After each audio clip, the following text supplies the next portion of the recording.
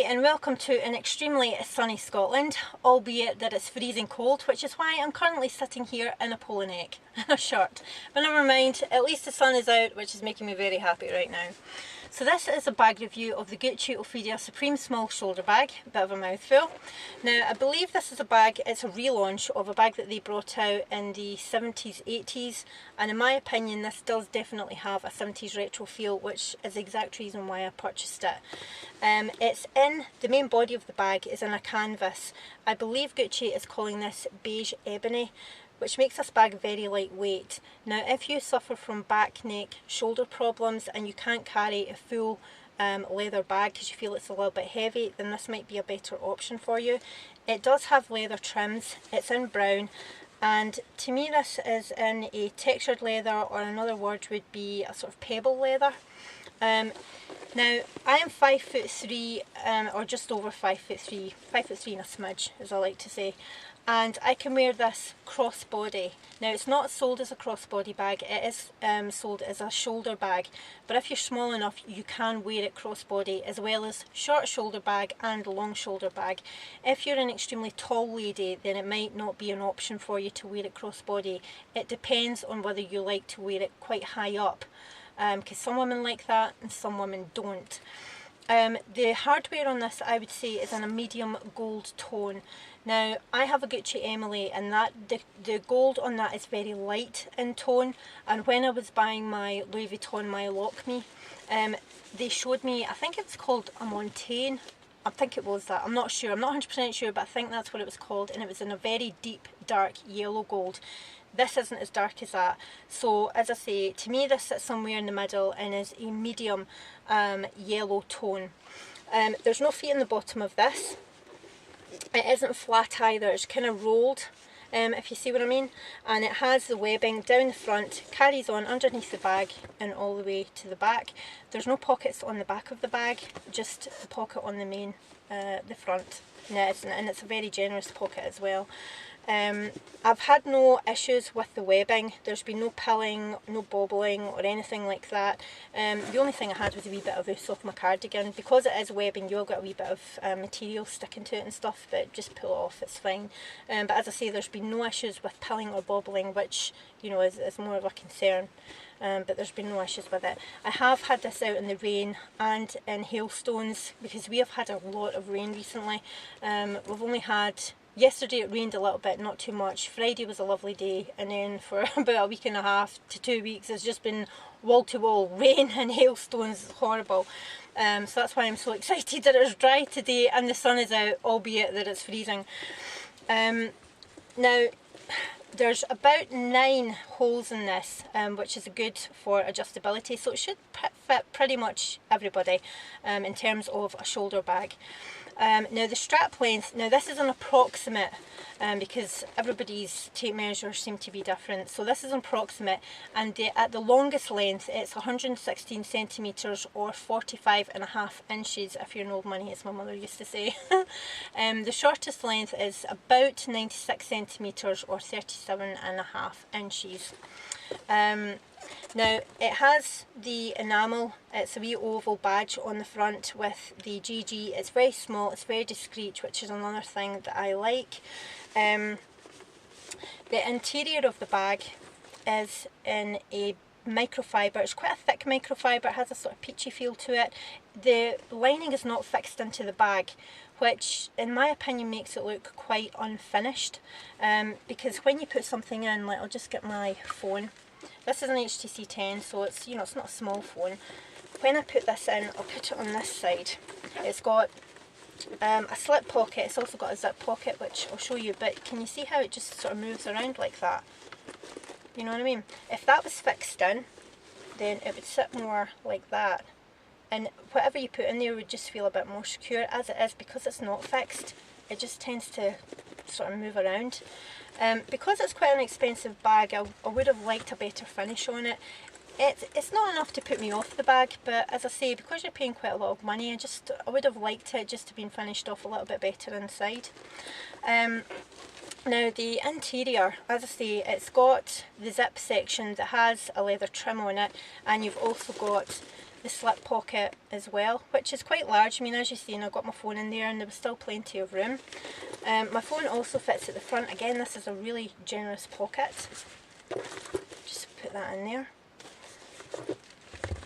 Now, the other thing as well is that when you wear this bag crossbody, it doesn't have a loop. If you wear it at the shortest length, you've got all this here. Now, it doesn't have, you know, one of those leather loops, and you can fit, this slides down into it like that. It doesn't have one on it, so this just kind of, do you know what I mean? I mean, I can't say that, unless it's a really gusty day, I mean, it's just annoying more than anything else. So what I did is I just put a wee bit of elastic, brown elastic on the bottom of it, and I just thread it in like that, and that just holds it down. So that's how I've combated that problem.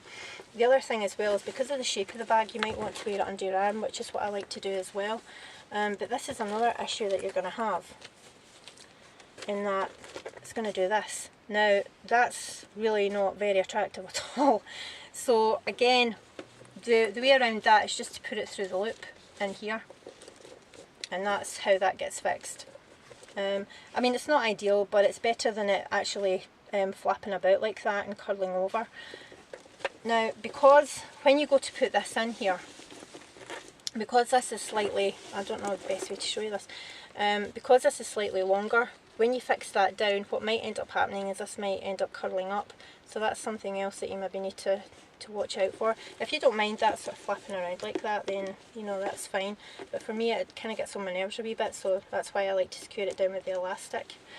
Now, in terms of what you can fit in here, now I'm using this bag just now, so I have everything. I just emptied out the bag, so I have everything that I was carrying around with me today, but I've also added another few items in here just for reference to show you what you can put in here. Now, you know, I'm going to do the umbrella because I've been using an umbrella in this bag for quite a while now, because I've been using this bag every single day. Today I don't have an umbrella, but I did bring this one with me, and this is the largest umbrella that you can fit in here. Now, where are the sizes? Now, this is 28 centimetres or 11 inches, and that is the largest umbrella that you can fit. So I'll just pop that in just to show you. Now, it is a snug fit, but it does fit in. Okay. The other thing that you can get in here is your wallet. This is the continental style one. So that goes in, and that it's just to show you the size more than anything else. Now, that continental style wallet is not going to fit in any of the pockets. Okay, pockets are too small for that. Now, the other thing that I can put in is Kindle Paperwhite. As you can see, that fits in, plenty of room. You can also fit in your Apple iPads and all the rest of it in here. It fits no problem. It is a really roomy bag. So I'll just pack it with what I'm currently carrying, which is a wee catch-all. This is actually a makeup bag. It was a gift we purchased. It's a wee Clarins one, but I just use it as a wee catch-all. So I've got my inhaler and all the other paraphernalia in here, so I'm going to put that in. I also have my little Gucci purse. I've been carrying that. I've got my 6 key holder, and that's going in. And I've also been carrying about, this is my little diary that I've been using, and I put that in the slip pocket just in here. And for the first time this year, I'm actually wearing sunglasses. Woohoo! I never get to wear my sunglasses. And this, I always have my phone in the front of the bag because that's where I like to, it's just for easy access. Now, I'll just show you just how packed that is. There we go. Now, there's plenty of room. You can get other things in there. As I say, it's deceptively large inside. It doesn't look like it holds a lot, but it actually does. And as I say, you can get an Apple iPad and everything in here. Now, in terms of the zips, now the zips, in my opinion, are quite chunky, so you can really hear it. You know what I mean? But there's no sticking or anything like that. There's just what I would call a wee bit of a resistance when you're closing it. But you can see that it does. You know, it's not sticking or anything like that. It's absolutely fine. So yeah. As I say, if you suffer from back, neck, shoulder problems and you can't carry a really heavy leather bag, then as I say, this might be a really good option for you. Because it's mainly canvas, it is very lightweight. The other thing that I would say as well, I'll just take this out, so I want to show you this. Getting back to the lining of the bag, Now, in the pocket here, there's nothing at the back of this pocket except microfiber. So I assumed that there would be, like with many other bags, that the canvas would go like right down into the bag, but it doesn't. So all you've got is 2 layers of microfiber. So can you see that? There's nothing else separating the inside of the bag from the actual pocket. Now, there's 2 layers there's 2 layers of microfiber, which again, as I say, are quite thick, but you also have this pocket here as well. So I suppose technically you could say that there's 3 layers there, like 2 full layers and then that pocket layer as well.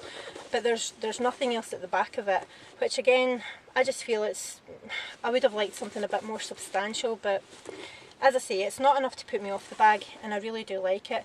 The interior colour is in a very light sort of peachy beige colour. I think that will get sort of dirty quite quickly, especially at the top here when you're opening and closing the bag. So that's something else that you might want to think about. But I really love this bag. I think it's great. I still have you know how you get the plastic on the tabs and everything? Now I just cut the ends off and I've just kept the plastic on, and I will probably keep that on. I did it with the Gucci Emily, and also did it with the Louis Vuitton bag as well, and I keep them on there until they pretty much fall off, and then I'll take them off, because for me it just keeps the gold looking nice a wee bit longer, because these things get scratched really easily, and obviously with it being a zip pull as well, with your hands and everything, if you've got hand cream on or something like that, the gold can start to wear off in it. So I just like to keep that on there for as long as possible. So I think that's everything I've got to say about it.